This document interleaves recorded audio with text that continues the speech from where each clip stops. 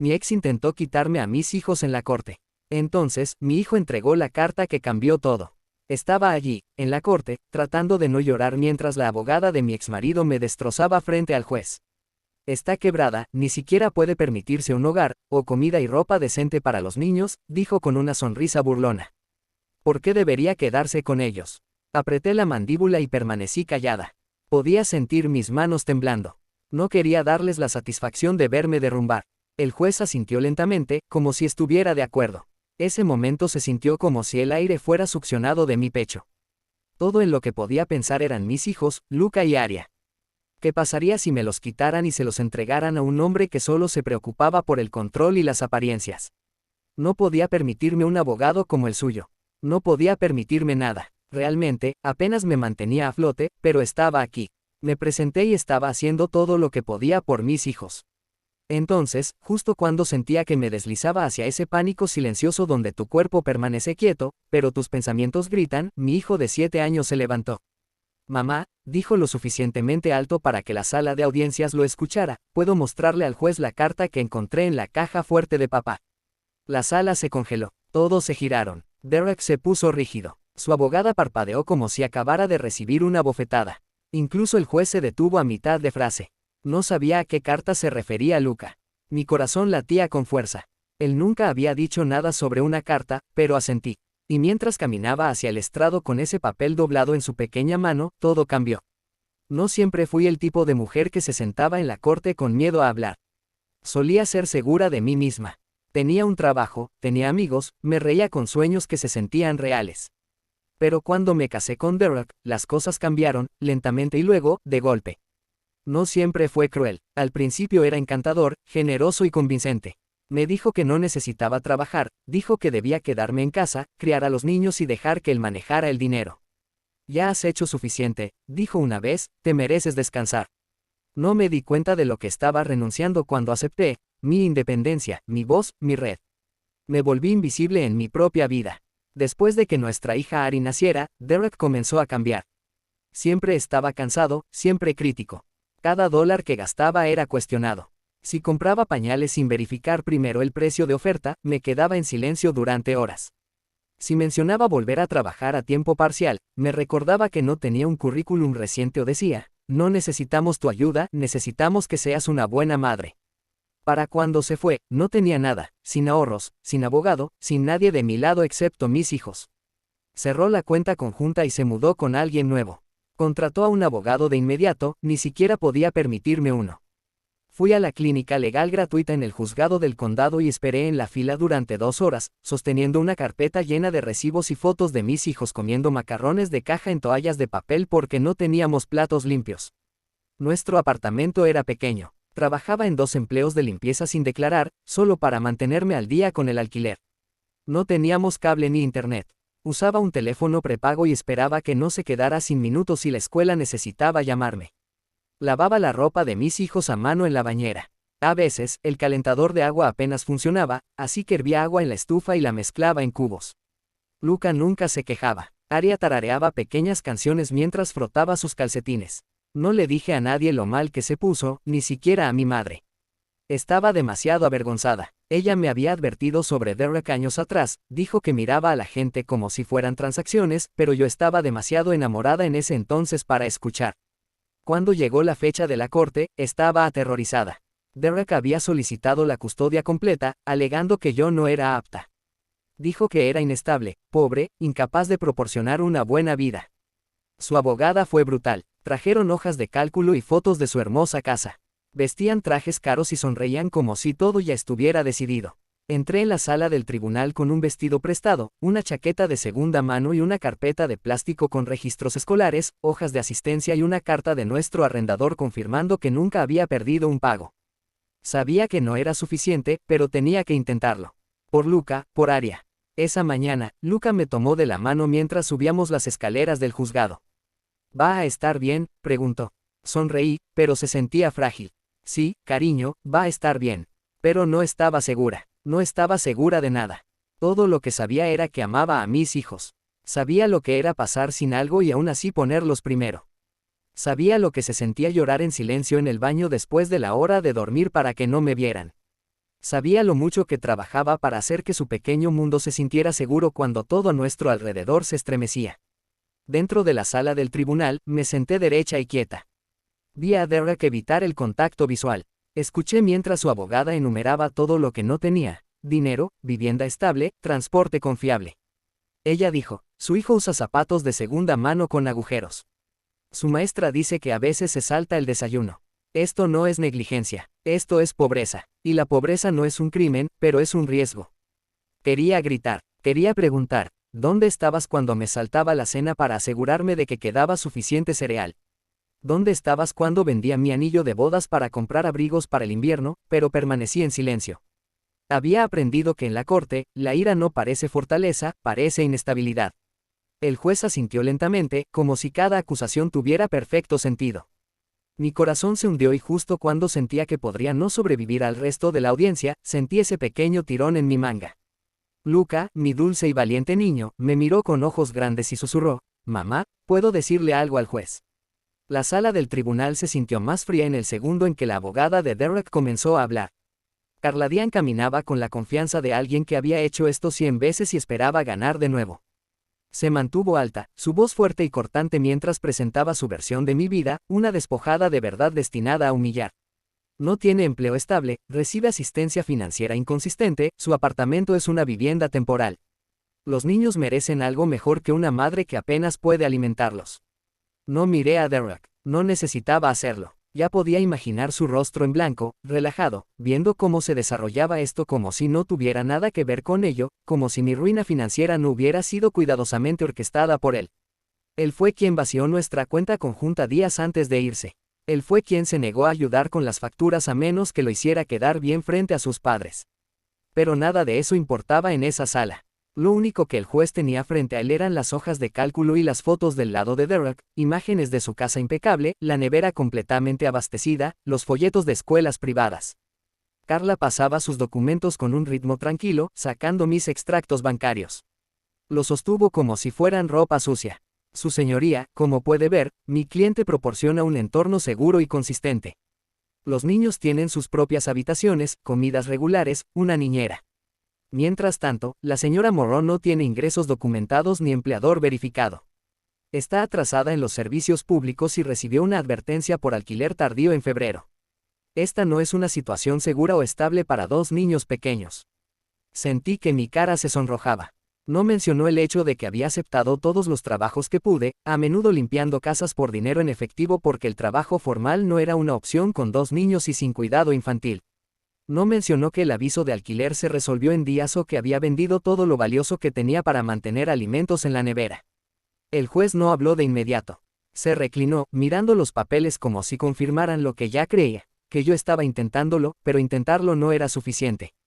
Quería defenderme, explicarlo todo, pero también sabía cómo se vería eso. Me habían advertido que no interrumpiera, que no sonara a la defensiva, que no llorara demasiado ni pareciera demasiado fría. Así que me senté allí en silencio, avergonzada, ardiendo de vergüenza y frustración. Mis dedos se clavaron en el borde de mi asiento. Mantuve los ojos en los niños sentados tranquilamente a mi lado. Aria estaba dibujando en un trozo de papel con un crayón sin punta. Luca estaba viendo a Derek con ojos entrecerrados. Entonces Carla dijo la frase que cortó más profundo que cualquier insulto que había lanzado hasta ahora. ¿Por qué debería quedarse con los niños si ni siquiera puede permitirse cuidarlos? Resonó en mi mente. ¿Por qué debería quedármelos? Contuve las lágrimas que presionaban detrás de mis ojos.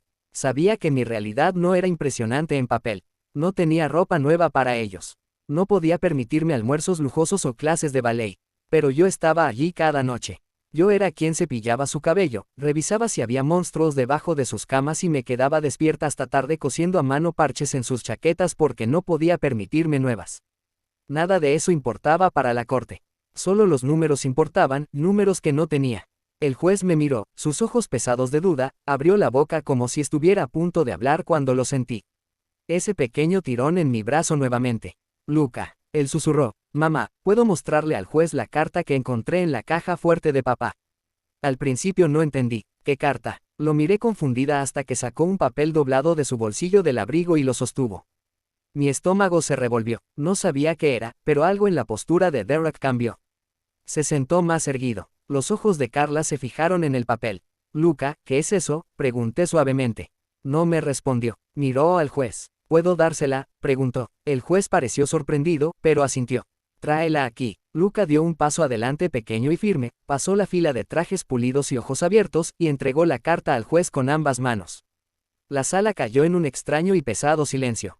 Podía ver a Derek comenzar a sudar. Carla se volvió hacia él, susurrando algo rápidamente, su confianza vacilando por primera vez. El juez desdobló el papel. Vi sus ojos moverse por las palabras. Su expresión cambió lentamente, confusión, luego comprensión, luego algo más afilado. Miró directamente a Derek. Señor Morrow, dijo, ¿le gustaría explicar esto? En el momento en que el juez pronunció esas palabras, la temperatura en la sala del tribunal pareció cambiar. Los ojos de Derek se agrandaron. Abrió la boca, pero no dijo nada. Carla se inclinó hacia él rápidamente, susurrando de nuevo, pero esta vez su voz llevaba un hilo de urgencia. Fuera lo que fuera escrito en ese pedazo de papel, había aflojado algo. Me incliné hacia adelante, mi corazón martilleando, tratando de leer la cara del juez. Sostuvo la carta en ambas manos y la miró de nuevo. Su ceño se frunció. Luego la leyó en voz alta. Para Derek Morot de LeBecker CPA Asunto. Protección financiera estratégica, preparación para divorcio. Luego hizo una pausa, mirando la sala del tribunal, luego de nuevo a Derek. Esta es una carta de estrategia financiera fechada 3 meses antes de que se presentara su divorcio. Detalla instrucciones para abrir cuentas en el extranjero, transferir activos a SRL Fantasma y minimizar los ingresos reportados con el fin de influir en los procedimientos de custodia y manutención. Incluye la línea, mantener la custodia principal si es posible, pero como mínimo asegurar que ella tenga poco terreno para apelación legal, apareciendo financieramente estable y moralmente sólido. Dejó de leer. El silencio en la sala del tribunal no era solo quietud, era asfixiante. Todos los ojos estaban ahora en Derek. Incluso Carla parecía aturdida. Giró la cabeza lentamente hacia él, susurrando algo que sonaba como, ¿es esto real? No me moví, no podía. Estaba congelada entre la incredulidad y una especie de rabia silenciosa que no tenía salida. Había sospechado cosas. Sabía que Derek era estratégico, frío cuando se trataba de dinero y despiadado cuando se trataba de conseguir lo que quería. Pero verlo por escrito, escuchar a un juez leerlo en voz alta frente a mis hijos, era algo que nunca imaginé. El juez bajó la carta y la colocó ordenadamente en el banco frente a él. Luego miró de nuevo a Derek y dijo, estaba intencionalmente engañando a este tribunal. Ha intentado manipular el resultado de estos procedimientos a través del engaño financiero. Esta carta es un intento directo de usar la riqueza y la deshonestidad calculada para negar a sus hijos el acceso a su madre. Derek se levantó abruptamente. Esa carta es vieja. No se usó, ni siquiera. Siéntese, señor Morrow, espetó el juez. La autoridad en su voz sobresaltó a todos. Aria levantó la vista de su dibujo y buscó mi mano.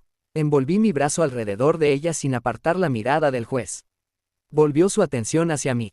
Señora Morrow, ¿estaba usted al tanto de esta carta antes de hoy? No, su señoría, dije. Esta es la primera vez que la veo o escucho de ella. Y su hijo la encontró. Asentí, con la garganta apretándose. Sí, nunca la mencionó hasta ahora.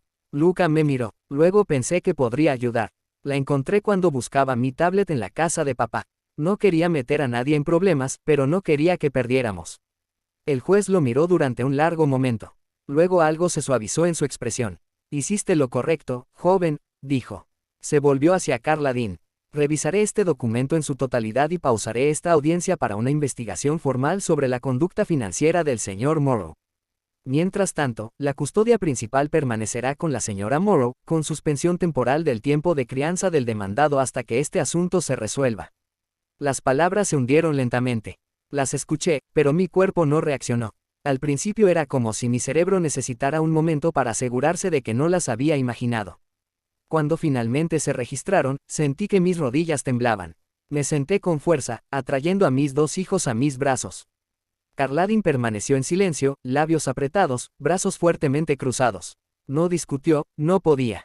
El daño estaba hecho. Derek no dijo otra palabra. Después de que el juez dejó el estrado, el alguacil desestimó la corte. Me quedé sentada, brazos envolviendo a mis hijos como si fueran lo único que me anclaba al suelo. Lucas se inclinó hacia mí y susurró. Lo arruiné.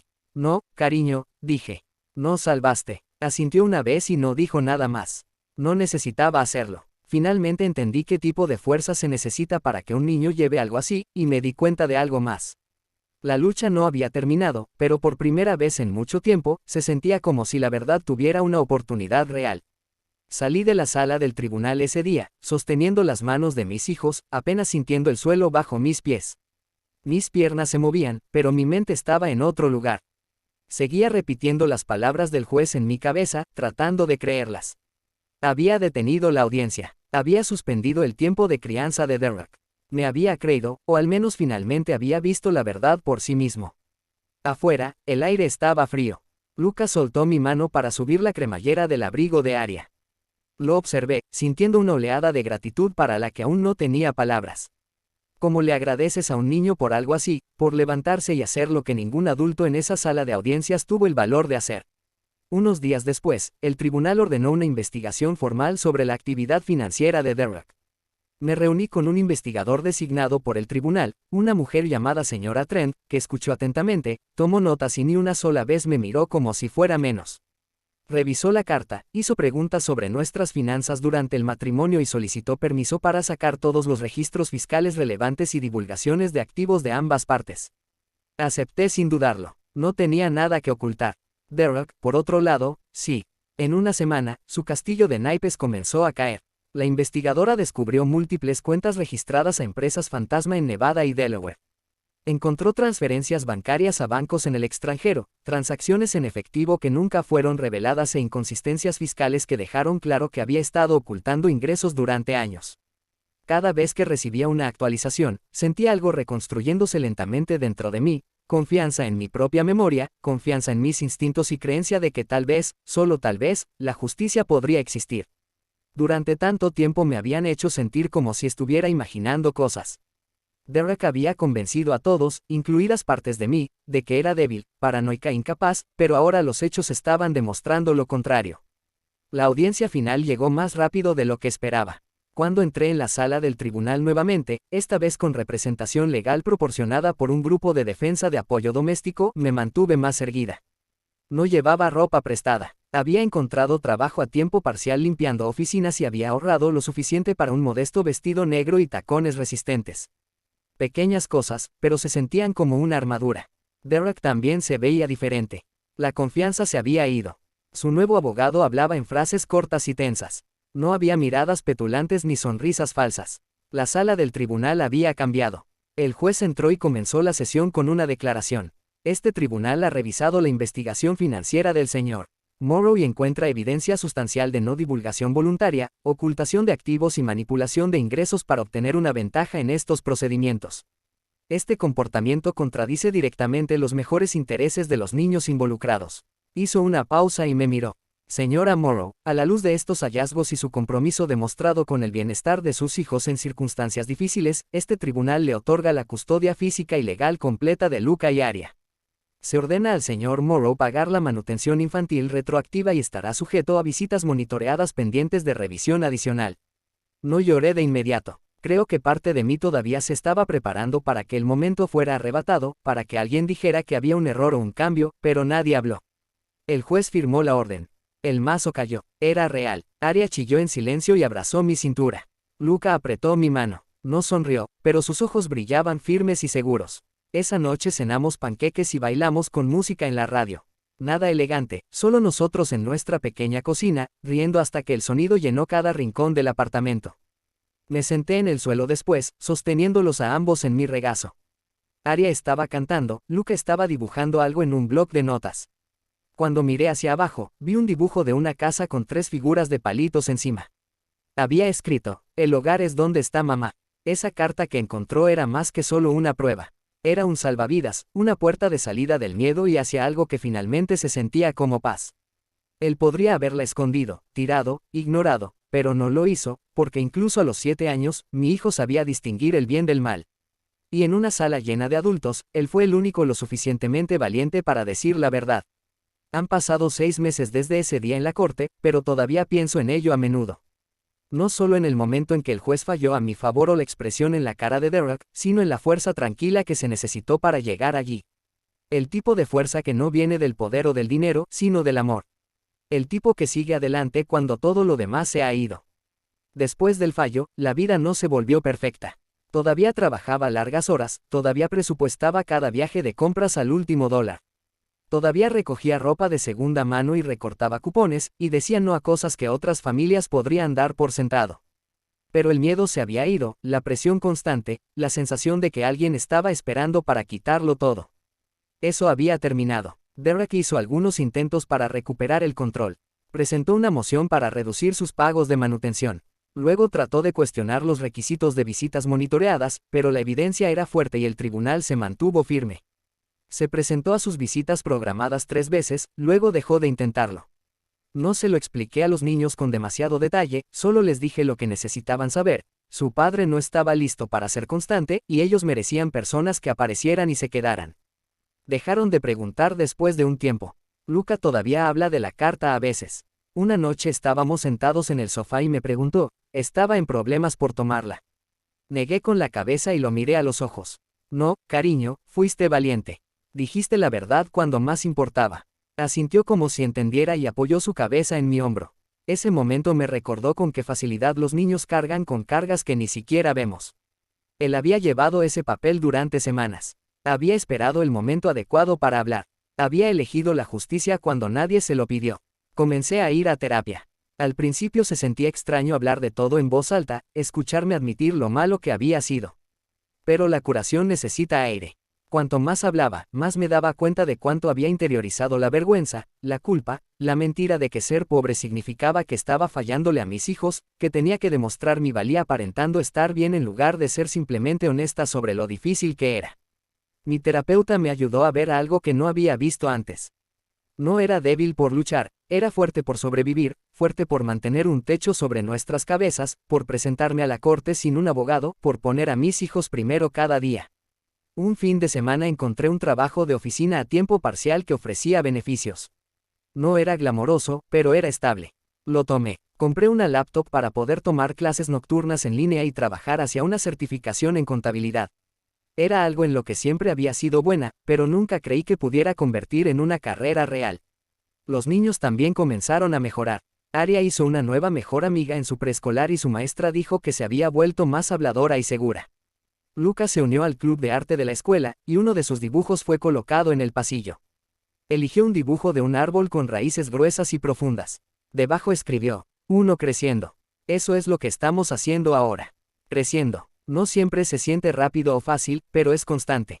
Cada semana nos alejamos un poco más del miedo y nos acercamos un poco más a la paz. A veces la gente me pregunta cómo me mantuve tan calmada en la corte, cómo no me derrumbé. La verdad es que casi lo hice. Pero cuando eres madre y tus bebés están en juego, encuentras una manera de seguir respirando, de seguir de pie. No porque sea fácil, sino porque rendirse nunca fue una opción.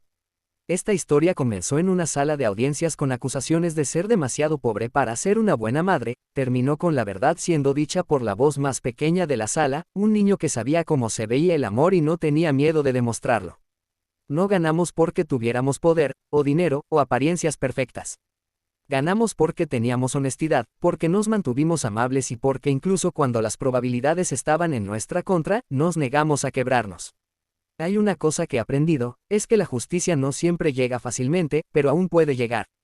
Y a veces, cuando lo hace, llega en forma de una carta doblada en la mano de un niño pequeño, sostenida con valor silencioso, ofrecida con amor. Ese es el día en que todo cambió. No solo en la corte, no solo legalmente, sino en mi corazón. Ese fue el día en que dejé de sobrevivir y comencé a vivir de nuevo.